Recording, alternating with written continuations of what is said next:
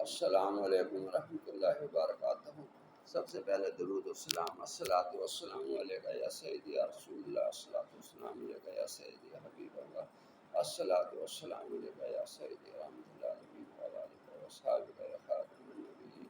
آج میں آپ کو زمرد کے بارے میں کچھ بتاتا ہوں۔ یہ اعلیٰ قسم کے زمرد ہیں میرے پاس، اگر کسی کو ضرورت ہو۔ یہ 3000 روپے پر کیرٹ آپ کو دیں گے۔ یہ تھوڑے سے کچے ہیں لیکن اعلیٰ درجے کی گارنٹی کے ساتھ ایمریڈ ہیں۔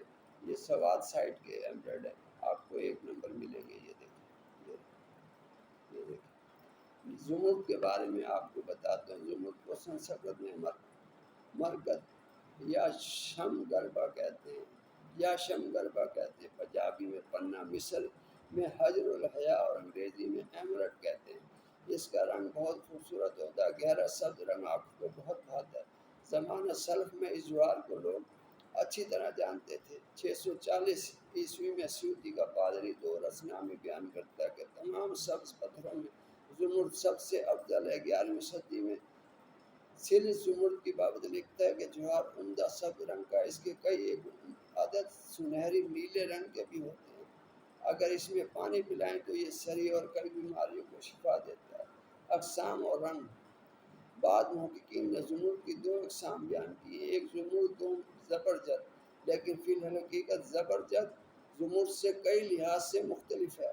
عرب و فارس کے حکماء زمرد کی مصطلح ذیل نوعین بیان کرتے ہیں۔ ذہابی، جس میں سنہرا رنگ ہو۔ بعض ماہرین کی رائے یہ ہے کہ جس جگہ زمرد کی یہ قسم رکھی جائے وہاں مکھیاں نہیں آتی۔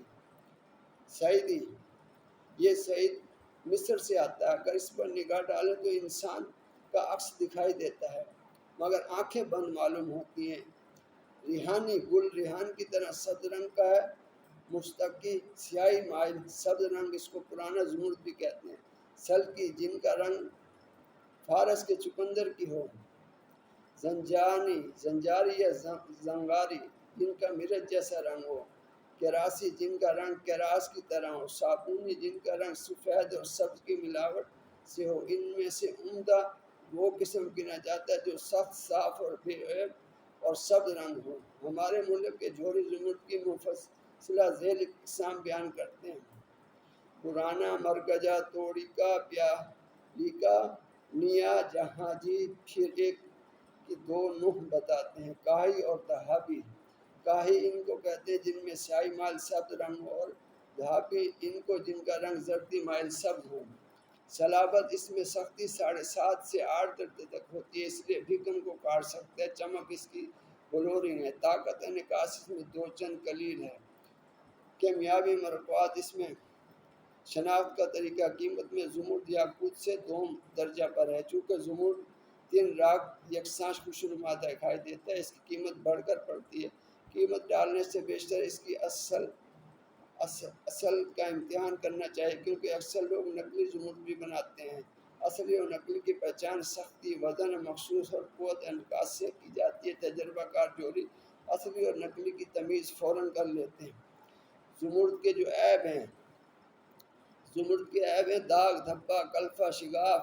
ان سے زمرد پاک ہونا چاہیے۔ جوہری اس کے 6 عیب گنتے ہیں: چیر یعنی شگاف ہو، ریکھا یعنی خط، ابر یعنی دھواں کا سایہ، گانجا یعنی خراب آبدار، بانے یعنی قدرتی عیب جو حکام کی صنعت سے چھپا ہو، ڈائنا یعنی مکڑی کے جال کی طرح سطح پر داغوں کا ہونا۔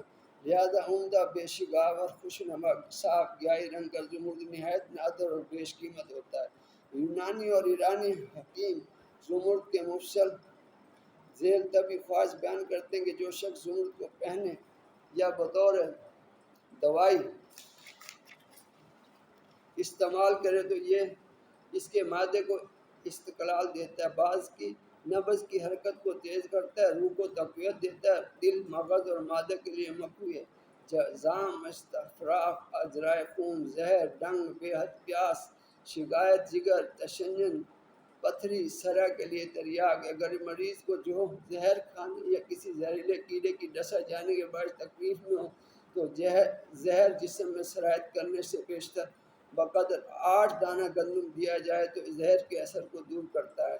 اگر اس کا کشتہ ناسور پر ملیں تو شفا ہوتی ہے۔ زمرد میں برودت اور پیوست درجہ دوم کی ہے۔ سحری خواص جو ہیں اس کے جب آفتاب برج میزان میں ہو، ایک مثال یعنی 4.5 ماشا وزنی زمرد سونے یا چاندی کی گشتری میں جو اس کے وزن کے مطابق ہو چڑھوا کر انگلی میں پہنے تو دشمنوں کے دلوں میں بڑا رعب ہو جائے گا اور مرادیں دلی پر آئیں گی۔ اگر کوئی زمرد پہننے والے کو کھانے میں زہر ملا دے تو فوراً ظاہر ہو جائے گا، کیونکہ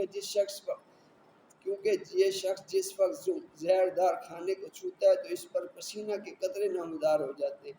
زمرد کی خوراک زہر دور کرنے کے لیے ایک دام یعنی 16 جو اور اجرائے خون بند کرنے کے لیے 4 جو ہیں۔ زمانہ قدیم میں اس طرح مشتری کا جوہر مانتے تھے۔ لوگوں کا خیال تھا کہ یہ فصاحت، طاقت اور پیش بینی کی قوت دینے والا ہے۔ اگر اسے بطور تویز کسی حاملہ عورت کے گلے میں پہنائیں تو اسے درجہ سے جلد مخلصی ہوتی ہے۔ یہ عفت اور عصمت کا پورا نشان سمجھا جاتا ہے۔ یعنی لوگوں کا خیال تھا کہ اگر اسے پہننے والا پاک دامنی کو ہاتھ سے کھو دیتا ہے تو اس کا زمرد ٹکڑے ٹکڑے ہو جاتا ہے۔ آج کل بھی زمرد کا جڑاؤ زیور سے گر پڑنا زبون سمجھا جاتا ہے، برا سمجھا جاتا ہے۔ چنانچہ جب جارج سون کے سر پر تاج رکھا گیا تو تاج سے بڑا زمرد گر پڑا۔ بعض نتیجہ نکالتے ہیں کہ اس نہایت شگون کے بعد سے امریکہ شاتا جارج کے ہاتھوں سے جاتا رہا۔ بعض حکماء کی رائے ہے کہ اگر زمرد کسی بیماری یا جن یا بھوت کو دور نہ کر سکے تو یہ کانپتا ہے۔ اسی قسم کی اور کہاوتیں بھی بہت مشہور ہیں۔ نئے نظریے کے مطابق سبز رنگ کا پتھر بہتر ہوتا ہے، یہ بصارت کو قوت دیتا ہے۔ اگر عورت پہنے تو اسے حقیقی محبت ملتی ہے، اگر مرد پہنے تو بیوی کی محبت ملتی ہے۔ اگر محب و محبوب زمرد کا تبادلہ آپس میں کر لیں اور پہن لیں تو جب ان کی محبت میں سرد ماری آ جائے گی تو زمرد کا رنگ چمکدار نہ رہے گا بلکہ مان پڑ جائے گا۔ سور، ستان اور ہوت والے اسے پہنے تو مندرجہ برکات زیادہ سے زیادہ حاصل کرتے ہیں۔ یہ ایک قیمتی پتھر ہے، اس کا خریدنا عام ہر شخص کے بس کی بات نہیں۔ مریخ اور یورینس کے ستارے سے تعلق رکھنے والے اسے پہنے تو بااثر شخصیت بن جاتے ہیں۔ انوکھے واقعات کے باوجود بڑے اچھے اور حوصلہ افزا نتائج دیتا ہے۔ جو شخص اسے پہنے اسے تنگی معاش کی شکایت نہ رہے۔ معدہ اور دل کو تقویت دیتا ہے۔ جب کمر برج میزان میں ہو تو انگوٹھی سونے کی بنوا کر اس میں زمرد لگوایا جائے تو پہننے والا طاعون سے محفوظ رہتا ہے۔ اسی طرح اگر نصف چاندی اور نصف سونا ملا کر جب آفتاب برج میزان میں ہو بنائے اور 1/3 زمرد اس میں نصف کرائے تو اس مشتری کا استعمال لوگوں کی نظروں میں عزیز بنا دے گا۔ زمرد منہ میں رکھیں تو دانتوں کو تقویت دے، گلے میں ڈالوں تو جادو کے اثر کو دور کرے، حاملہ کی ران پر باندھیں تو اثرت ولایت کو مفید ہے۔